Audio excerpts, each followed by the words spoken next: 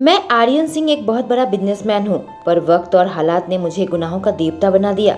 मुझे औरतों की लत लगी हुई थी। हर रात मैं खूब शराब पी लेता था और मेरा दोस्त शशि मेरे लिए लड़की का इंतजाम कर देता था और रात भर मैं उन लड़कियों के साथ वह सलूक करता था जो वह सोच भी नहीं सकती। उनको देखते ही मेरे अंदर शैतान बाहर आ जाता था और बिना रहम किए मैं उनके साथ जानवर से भी बदतर आचरण करता था कि वह दोबारा मेरे पास कभी वापस नहीं आती थी। और आज आलम ऐसा था कि मैं घर पर अकेला था। आज रात मेरे घर पर कोई लड़की नहीं आई थी, पर रात को 2 बजे जब मेरी सेक्रेटरी ने मुझे कॉल किया, मुझसे मदद मांगते हुए रोने लगी। जब मैं उसके घर पर पहुंचा, बहुत बदहाली में उसे पाया। मुझे नहीं पता उसका यह हाल किसने किया था, न उसने मुझे बताया। शायद मुझ पर इतना भरोसा भी नहीं करती। मैं उसे अपने साथ अपने घर पर तो ले आया था, पर मैं खुद को उसके करीब जाने से रोक रहा था। मैं बालकनी में बैठे सिगरेट के गश्त लगा रहा था कि वह खुशबू मेरे पास आ गई। उसने जैसे ही मुझे हाथ लगाया, मैं खुद को रोक नहीं पाया। मैं उसके होठों पर अपने होठ रख दिए और एक किस मात्र में मेरे अंदर कुछ ऐसा अनजाना एहसास होने लगा। मन किया खुशबू को अपना बना लूं। खुद को रोकने के लिए बहुत कोशिश करने लगा था ताकि हदें ना पार कर दूं। किसी लड़की को देखकर मुझे ऐसा एहसास नहीं होता, बस उनकी चीख की आवाज़ मुझे शांति देती है और उनके चेहरे के डर और खौफ, उनका मुझसे भीख मांगना, इन सब चीज़ों से मुझे बहुत आनंद पहुंचता है। इस एक किस से किसी को पूरे तरीके से पाने की तीव्र इच्छा कभी नहीं जागी थी। वह मुझसे माफ़ी मांगकर दूर चली गई थी, पर मेरा दिल सीने में बहुत तेज़ी से धड़क रहा था कि फिर मैं उस कमरे में पहुंच गया, प्ले रूम, जहां मैं लड़कियों के साथ वह हरकतें करता हूं। मैंने अपनी शर्ट उतार रखी थी, बस निक्कर में था और वहां के सामान उठा रहा था जिससे मैं औरतों के साथ खेलता था। जो प्ले टॉयज पूरे कमरे में बिखरे पड़े थे। इस कमरे में नौकरों को भी आने की इजाज़त नहीं थी। मैं हमेशा इसे लॉक लगाकर रखता हूँ और रात के अंधेरे में जब घर पर कोई स्टाफ नहीं रहता, मैं अकेला रहता हूँ, तो उन तितलियों को यहाँ पर लेकर आता हूँ। मुझे नहीं पता मेरे अंदर आज क्या हलचल हो रही थी कि मेरे कदम इस कमरे में आ गए थे, जबकि कमरे में आज कोई भी नहीं था। क्या मैं उन लड़कियों की चीख सुनने के लिए तड़प रहा हूँ या फिर खुशबू की उपस्थिति? क्यों आया मैं यहाँ पर? खुद से सवाल कर रहा था। अचानक मुझे एहसास हुआ, कमरे का दरवाज़ा खुला। जब मैं आंखें उठाकर देखा, तब सामने खुशबू सदमे में खड़ी थी। वहां से जाने ही लगी थी कि मैंने उसका हाथ पकड़ा और उसे कमरे में खींचता हुआ दरवाज़ा बंद कर दिया। मेरी सेक्रेटरी के सामने कभी मेरा राज खुल जाएगा, मैंने सोचा नहीं था। मेरे ऑफिस के लोगों को पता लग जाएगा तो खामखा बात बढ़ेगी। मैं उन्हीं लड़कियों के साथ ऐसी हरकत करता हूँ जो खुद को मेरे सामने बिछा देती है।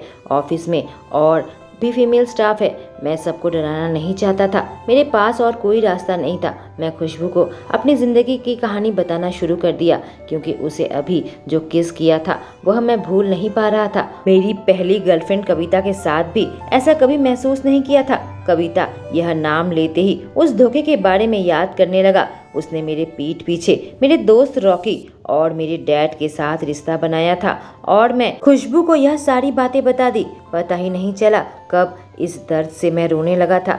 नहीं, मैं कविता से प्यार नहीं करता, उससे बस नफरत करता हूँ। पर उसकी हरकत से, औरतों पर से मेरा विश्वास उठ गया था। कॉलेज की आखिरी ईयर में कविता मुझे छोड़कर रॉकी के साथ डेट कर रही थी। मेरी जिंदगी का सबसे बुरा साल था।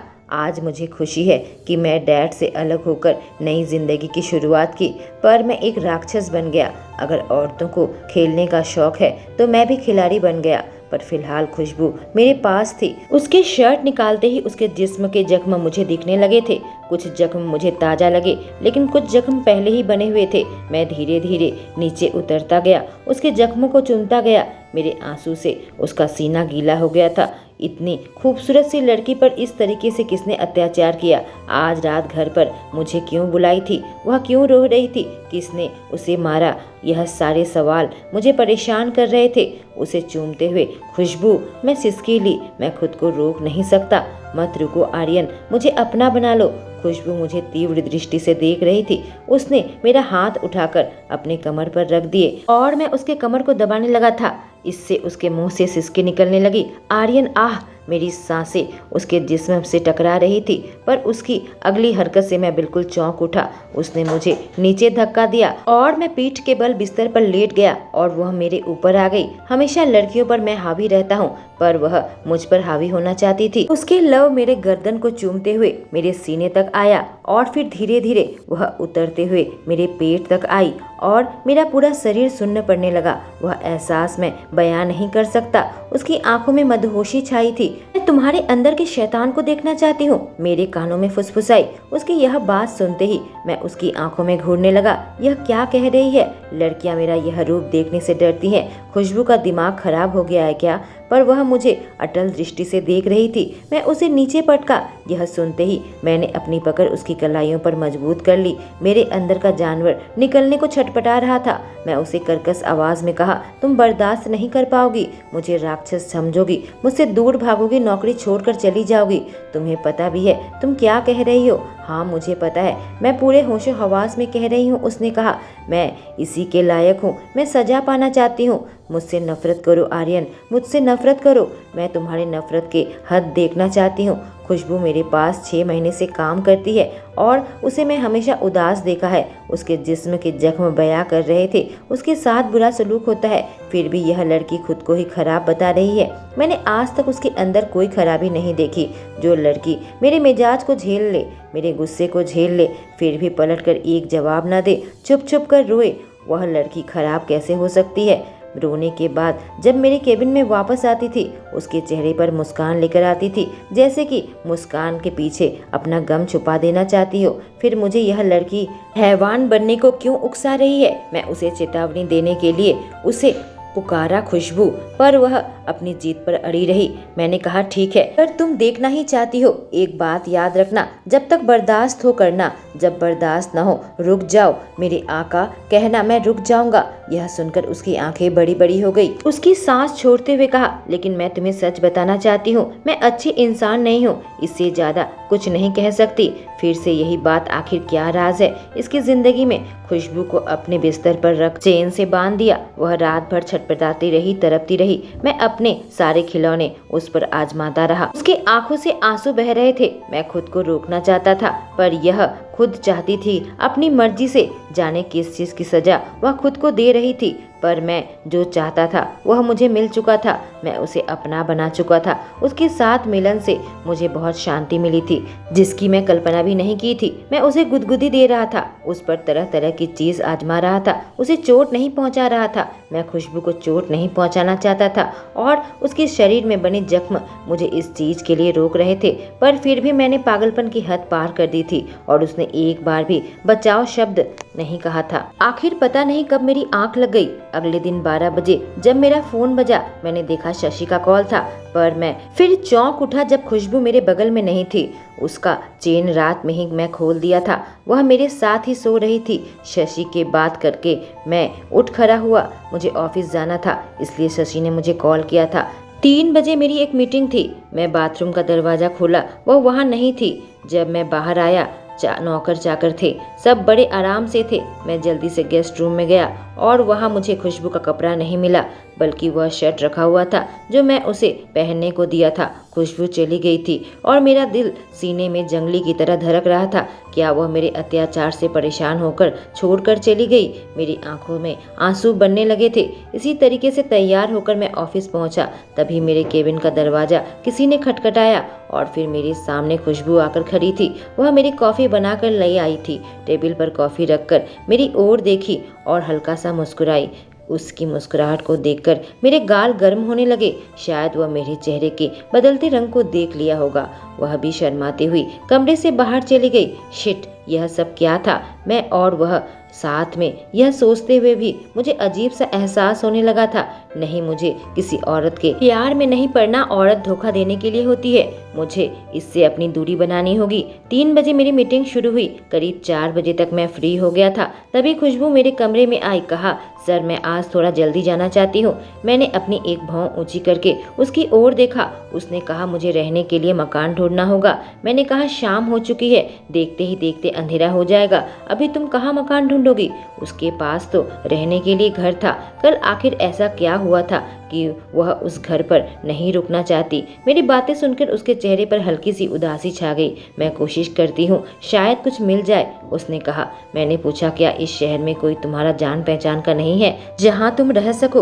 उसने नाम में सिर हिलाया और तब मुझे एहसास हुआ शायद इसी वजह से उसने कल रात को मुझे कॉल किया होगा। मैं अपनी आंखें बंद की और जोर से सांस छोड़ी, फिर आंख खोलकर कहा ठीक है, तुम चाहो तो आज मेरे घर पर रुक जाना, वीकेंड में अपना मकान ढूंढना, जब तक घर का बंदोबस्त नहीं होता तुम मेरे साथ रह सकती हो, मैं तुम्हारे साथ चलूंगा, अपने घर से अपना सामान ले लेना। सर मेरी वजह से आपको तकलीफ होगी, वह मुझे देखते हुए कही।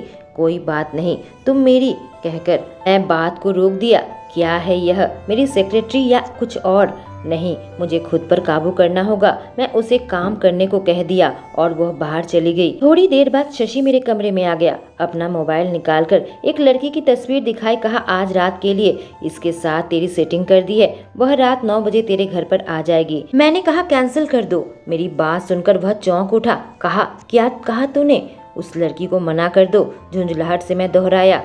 पर तुझे तो तेरा डोज चाहिए होता है, नहीं तो तुझे नींद नहीं आती। कल रात 2 बजे मुझे कॉल करके परेशान कर रहा था और आज मना कर रहा है। तेरी तबीयत तो ठीक है ना? वह चिंता के साथ मुझे देखते हुए कहा हाँ मैं ठीक हूँ, मुझे लड़की नहीं चाहिए। कुछ देर मुझे देखता रहा, फिर मुंह दबाकर हंसा। इनकार में सर हिलाता हुआ वो वहां से निकल गया, जैसे कि या तो मुझे पागल समझ रहा हो या मेरी बात पर विश्वास न हो। काम खत्म करके मैं खुशबू से कहा चलो। उसने अपना काम पहले ही खत्म करके मेरा इंतजार कर रही थी, उसके साथ जाने लगा। तभी शशि लिफ्ट में मिल गया। हम दोनों को बड़े ही संदेह की दृष्टि से देखने लगा और जब मैं खुशबू के साथ कार में जाने लगा, शशि मुझे बहुत शरारती तरीके से देख रहा था। उसके चेहरे पर नखरे की मुस्कान थी। मन कर रहा था उसके पेट में एक घूंसा लगाऊं। गुस्से से मैं उसे घूरने लगा और फिर खुशबू को पैसेंजर सीट में बैठाकर मैं ड्राइवर सीट में बैठ गया। आज खुद ही ड्राइव करके मैं आया था। वहां से सीधे खुशबू के घर जाकर सामान लिया और फिर उसे अपना गेस्ट रूम दे दिया था। डिनर के बाद अपने कमरे में सोने आ गया, पर नींद नहीं। मैं करवटें बदल रहा था, मन में अशांति थी। कल रात जो कुछ भी हुआ था उसी के बारे में मैं सोच रहा था। जब मैं उठकर अपने कमरे से बाहर आया, देखा खुशबू भी लिविंग रूम में टहल रही थी। उसके चेहरे पर परेशानी साफ झलक रही थी। मुझे देखी उसके चेहरे के भाव बदल गए और चेहरे पर एक मुस्कुराहट लाने की कोशिश की। सर आप सोए नहीं, मुझे आर्यन कहो, मैंने बोला। पर सर आप मेरे बॉस हो, उसने जवाब दिया। पर अब तो मेरे घर पर रह रही हो खुशबू, यह ऑफिस भी नहीं है, तो मुझे आर्यन कहकर बुलाओ। वह मुझे देखकर शर्माने लगी। कहा देखो आर्यन, मैं तुम्हें कुछ बताना चाहती हूँ। मैं सुनने लगा कि तभी उसका मोबाइल बजने लगा। रात के 12 बज रहे थे।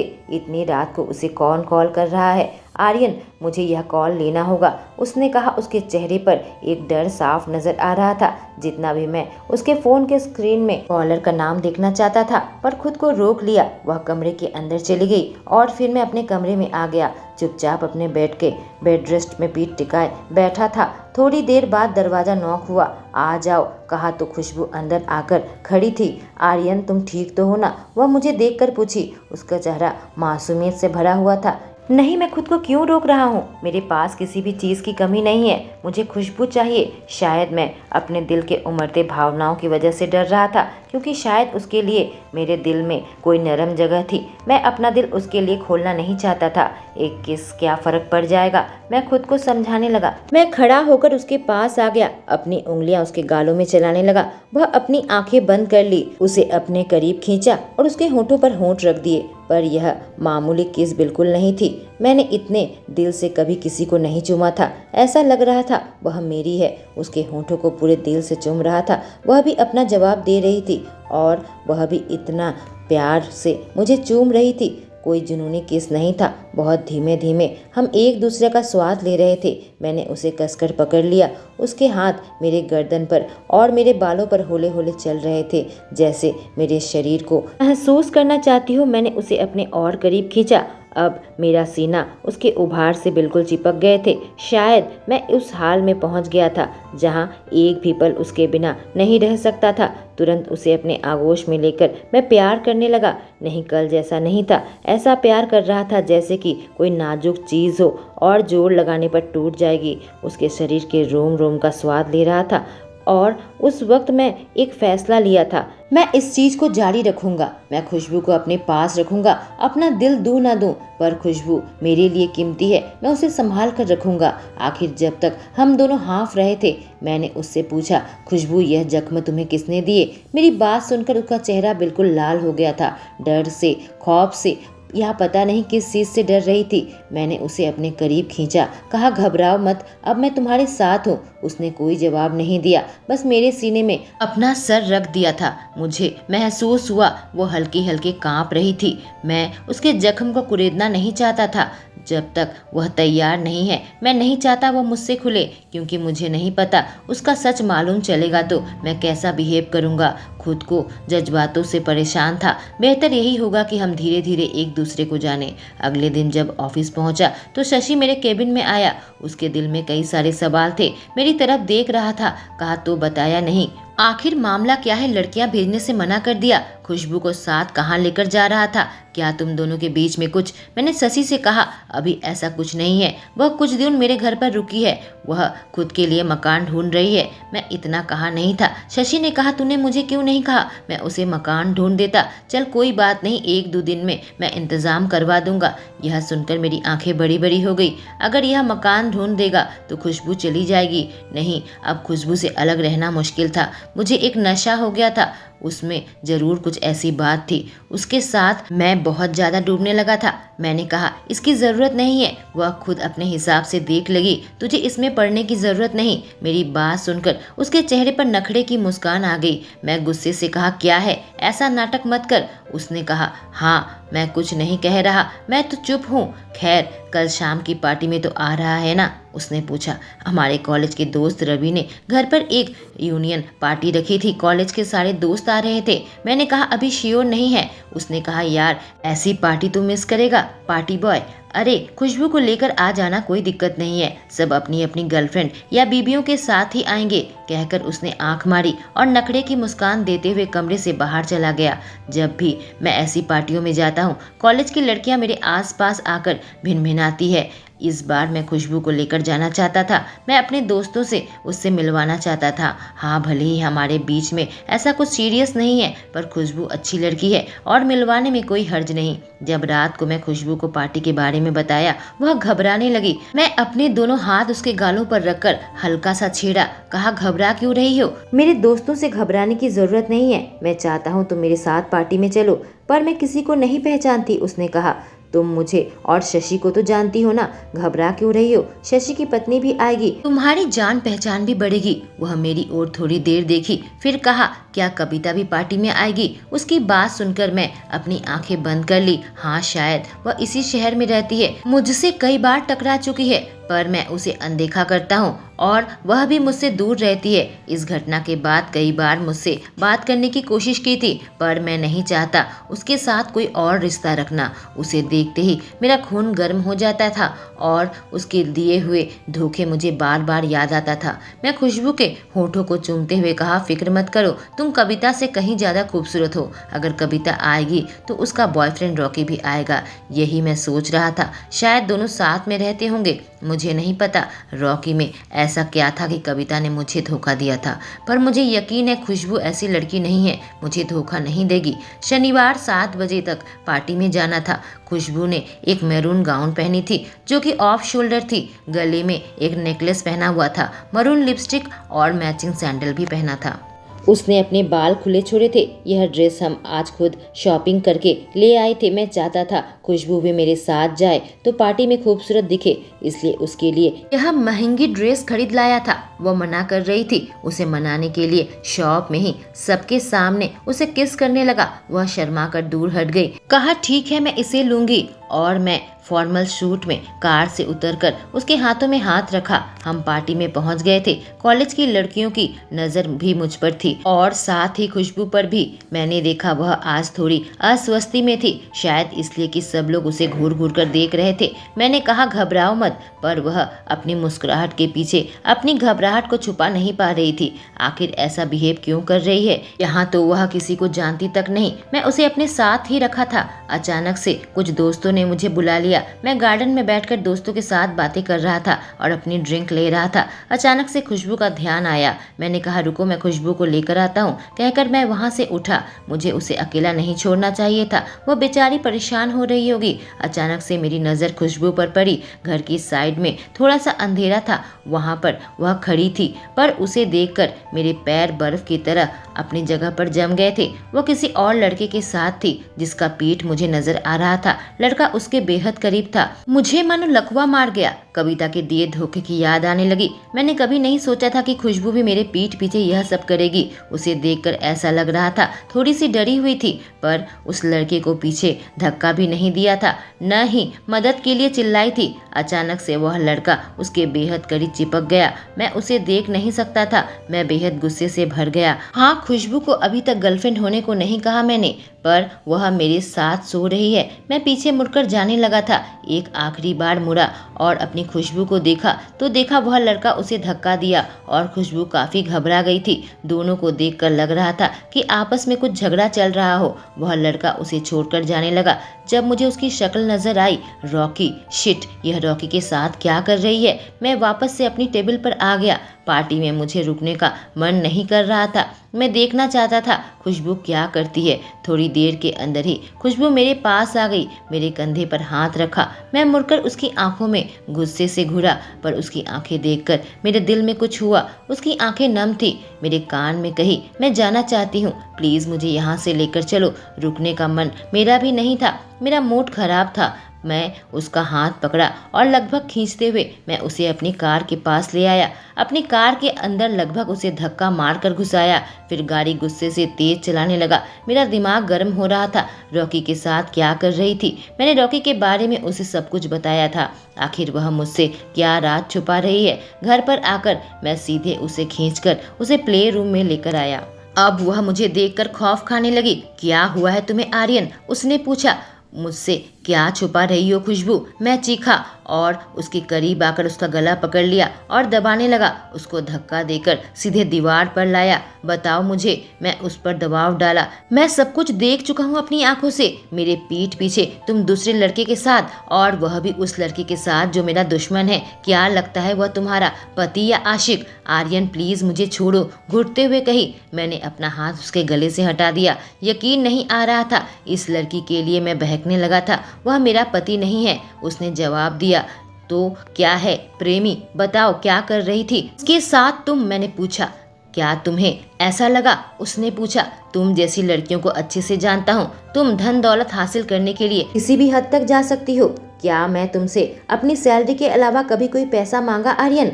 आज भी मैं तुम्हें मना कर रही थी, यह ड्रेस मुझे मत खरीद कर दो। तुमने सबके सामने मुझे किस किया, मजबूरन मैंने हाँ कहा था। वह रोते हुए कही। उसका यह नाटक अब मैं बर्दाश्त नहीं कर पा रहा था। यह पक्का रॉकी के साथ मिलकर मुझे बेवकूफ़ बना रही है। कोई ना कोई मेरे खिलाफ षड्यंत्र जरूर रची होगी। मैं रॉकी को अच्छे से जानता हूँ, वह कितना गिरा हुआ है, और हो ना हो यह कविता भी इसमें मिली हुई होगी। और मैं बेवकूफ़ था जो इसे अपना सारा राज बता दिया, इसे अपनी कमजोरी दिखा दी। इसे यह भी पता है मैं लड़कियों के साथ क्या सुलूक करता हूँ। उसने रॉकी को बता दिया होगा। सब मेरा मजाक उड़ाएंगे, मुझे फर्क नहीं पड़ता, या फिर पड़ता है मुझे नहीं मालूम। निकल जाओ मेरे घर से अभी के अभी, मैं चिल्लाया। मैं उससे अब कुछ नहीं सुनना चाहता था। इस पर विश्वास करना मेरे बस की बात नहीं थी। यह बस झूठ कहेगी। सच्चाई मैं अपनी आंखों से देख चुका था। वह रोने लगी, मिन्नतें करने लगी, पर मेरा दिल पत्थर का था। उसे घर से धक्के मारकर निकाल दिए। घड़ी देखी तो रात के 12 बज रहे थे। इतनी रात को मैंने उसे धक्का मारकर निकाल दिया। वह मेरी सेक्रेटरी है। उसकी बात सुनी तक नहीं, अपने कमरे में आ गया था, पर मेरा मन नहीं लग रहा था। खुशबू के होठों के रस मेरे लिए किसी नशे का काम करता था। मुझे उसे निकालना नहीं चाहिए। उसके शरीर के जख्म बने थे। मैं अपने बेड पर बैठ गया, लेकिन कमरा लाइट जलने के बावजूद भी अंधेरा महसूस हो रहा था। मैं उठ खड़ा हुआ घर से निकल गया, इधर उधर भटकने लगा। बस स्टैंड पर जैसे ही नजर पड़ी, ऐसा लगा मेरी आंखें बाहर निकल जाएगी। मेरा दिल सीने में तेजी से धड़कने लगा। खुशबू वहाँ बैठी बैठी रो रही थी और कांप रही थी। उसके पास गया। जब उसका चेहरा देखा, बिल्कुल टूट गई थी। अगर धोखा ही देना होता तो यहाँ क्यों बैठती। मैंने उसे खड़ा किया और उसके बाहों से लिपट गया। उसके होठों को चूमने लगा, उसके आंखों में आंसू को अपने हाथों से पोंछने लगा। मुझे माफ़ कर दो खुशबू। अपने साथ उसे घर लेकर आया। अपने कमरे में लाकर उसके ड्रेस को मैं निकाल फेंका। उससे मोहब्बत करने लगा। उसने मुझे बीच में रोक दिया, कहा रुको आर्यन, मेरे बारे में तुम्हें पता होना चाहिए। मुझे पता है मेरे बारे में जानकर तुम मुझसे नफरत करोगे। फिर से यही बात कह रही थी। आखिर क्या राज है? क्या सच में खुशबू मुझे धोखा दे रही है? रॉकी मेरा आशिक या पति नहीं है, वह कविता का पति है। रॉकी मेरा भाई है। खुशबू रोते हुए कही। मैं दोहराया भाई। उसने हाँ में सिर हिलाया, कहा हाँ, तुम्हारे पापा ने हमारी जमीन ले ली थी, पर दूसरे पॉश एरिया में घर खरीद दिया था। उस वक्त मुझे नहीं पता था क्यों, पर तुमने मुझे बताया तो उसका कारण मुझे पता चला। रॉकी ने अपने मुंह से कभी कुछ नहीं कहा। अगर रॉकी तुम्हारा भाई है तो मैं तुम्हें क्यों नहीं पहचाना? मैंने पूछा। मैं गर्ल्स कॉलेज में पढ़ी हूँ, तुम्हारे कॉलेज में नहीं पढ़ी थी, और ना ही तुम कभी हमारे घर पर आए थे, इसी वजह से शायद। पर मैंने रॉकी के मुंह से तुम्हारा नाम सुना था। आगे बोलो, मैंने उससे कहा। हालांकि मुझे बेहद डर लग रहा था कि क्या सच्चाई सुनने को मिलेगी। मेरे शरीर में जो जख्म देख रहे हो वह मेरे पति ने बनाया है, मेरी आंखों में देख कर कही, और मैं अपनी जगह पर जम गया। यह शादीशुदा है तो फिर मेरे साथ रिश्ता क्यों बनाया? हाँ, गलती मेरी भी है। मैं कौन सा शादी के इरादे से लड़कियों के साथ रिश्ता बनाता हूँ? मैं भी तो घटिया इंसान ही हूँ। शायद इसी वजह से वह खुद को उस दिन कोस रही थी। मेरे पति मुझे मारता है, उसने कहा। रॉकी ने मेरी शादी जबरदस्ती कर दी। जब 9 महीने पहले मेरे पापा की मौत हो गई थी, रॉकी और कविता मुझे उस घर से निकाल देना चाहते थे। मैं उसके लिए बोझ थी। उसने एक ड्रग एडिक्ट के साथ मेरी शादी करवा दी, जो हर रोज मेरे ऊपर अत्याचार करता था। उसी के जख्म मेरे शरीर पर बने थे। मैं अपने पति से कभी प्यार नहीं किया, और फिर वह मुझ पर टॉर्चर करने लगा, मुझसे पैसे मांगने लगा। तभी मैं तुम्हारी कंपनी में जॉब ली थी। मेरा जीवन बिल्कुल दुश्वार हो गया था। लेकिन इतना ही नहीं, इससे भी ज्यादा कुछ बुरा हुआ। रॉकी को पता चल गया था कि मैं तुम्हारी सेक्रेटरी का काम करती हूँ। वह मुझ पर दबाव डालने लगा कि मैं तुम्हें फंसा लूं और तुमसे पैसे मांगू। उसने मेरे पति को भी इसमें शामिल कर लिया और दोनों मिलकर अब मुझ पर दबाव डालने लगे थे। कभी कभी मन करता था कि मैं अपनी जान ले लूं। ऊपर से ऑफिस में भी तुम्हारा मिजाज। मैं चुपके चुपके रोया करती थी, लेकिन तुम्हारे सामने कभी जाहिर नहीं करती थी कि मैं रो रही थी। लेकिन फिर हद ही हो गई। उस रात, जिस रात मैंने तुम्हें अपने पास मदद के लिए बुलाया था, ऐसा करने को रॉकी और मेरे पति ने कहा था। वह दोनों मेरी जान ले लेंगे, यही धमकी दी थी मुझे। वह चाहते थे मैं तुम्हें अपनी जाल में फंसा लूं, और इसलिए उस रात मैंने तुमसे कहा था मुझे सजा दो। मेरे कर्मों की सजा तुम उस रात मुझे दे चुके हो आर्यन। मैं जानती हूँ तुम्हें मेरे बातों पर विश्वास नहीं हो रहा है। मैं उस शख्स की बहन हूँ जिसने तुम्हारे साथ धोखा किया था, पर मैं तुमसे प्यार करने लगी हूँ।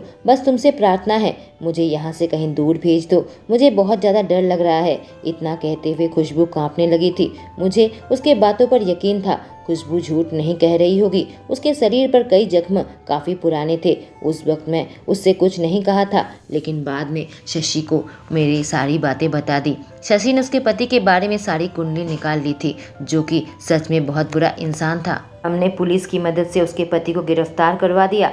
वह ड्रग्स की हेराफेरी भी करता था। खुशबू ने उसके खिलाफ तलाक फाइल कर दिया, जिसमें मैंने उसकी मदद की। करीब 6 महीने से मैं और खुशबू एक ही छत के नीचे थे। मैं उसके बिना रह नहीं पाता था। वह मेरे इस घर को बहुत अच्छे से संभाल लिया था। अब उसके चेहरे पर मुझे सच में मुस्कुराहट नजर आती थी। उसने मुझसे कहा था वह काउंसलिंग लेना चाहती है, जो कुछ भी उसने झेला था, और मैं खुद भी काउंसलिंग लेने का फैसला किया था। हमारे साथ हमारे अतीत में जो कुछ भी हुआ, हम उससे उभर कर नई शुरुआत करना चाहते थे। पर वह रॉकी की बहन थी, कविता की ननद। हमारे बीच में जाने कैसी एक दीवार थी जिसे तोड़कर हम रिश्ते को आगे नहीं बढ़ा पा रहे थे। नहीं, मैं उसे छोड़कर रहने की सोच भी नहीं सकता था। हम दोनों साथ में वक्त गुजारते थे। वह ऑफिस में भी मेरी सेक्रेटरी थी, घर पर भी मेरे कमरे में ही रहती थी, पर रिश्ते का कोई नाम नहीं था। जब तक एक दिन वह काफ़ी बीमार पड़ गई। जब डॉक्टर बुलाया, पता चला वह प्रेग्नेंट है। यह सुनते ही मेरे चेहरे पर एक बड़ी सी मुस्कान आ गई थी। मेरा अपना बच्चा, कोई मर्द नहीं चाहता उसके बच्चे का कोई नाजायज कहे। खुशबू का तलाक भी हो चुका था, शादी में कोई रुकावट नहीं आ सकती। मैंने अपनी शादी का बहुत बड़ा अरेंजमेंट किया था और अब मैं एक बच्चे का बाप बन चुका हूँ। अपने नन्हे बच्चे को गोद में उठाकर एक वादा किया था खुद से कि उसकी परवरिश बहुत प्यार से करूंगा, उसे अपना सबसे अच्छा दोस्त बनाऊंगा। खुशबू के साथ रहकर मुझे एक चीज़ का एहसास हो गया था कि वह मेरे लिए बनी है, और यह भी समझ आ गया था कविता से कभी मेरी नहीं थी। ऊपर वाले ने खुशबू को ही मेरे लिए बनाया था, इसलिए वो हादसा मेरी ज़िंदगी में हुआ था। तो आखिरकार कविता और रॉकी को भी मैंने माफ़ कर दिया और अपने डैड को भी। दिल के हर एक बोझ हल्के हो गए थे और उसकी एक ही वजह थी खुशबू। किसी को पैसे की चाह होती है, किसी को मोहब्बत की। कोई सही रास्ता अपनाता है, कोई गलत। शायद मैं भी भटक गया था। काश उस वक्त कोई होता मुझे संभालने को, तो शायद मैं कभी गुनाहों का देवता नहीं बनता। दोस्तों, इसी के साथ ये कहानी खत्म होती है। आगे माया और जैक की कहानी चलती रहेगी। Thank you.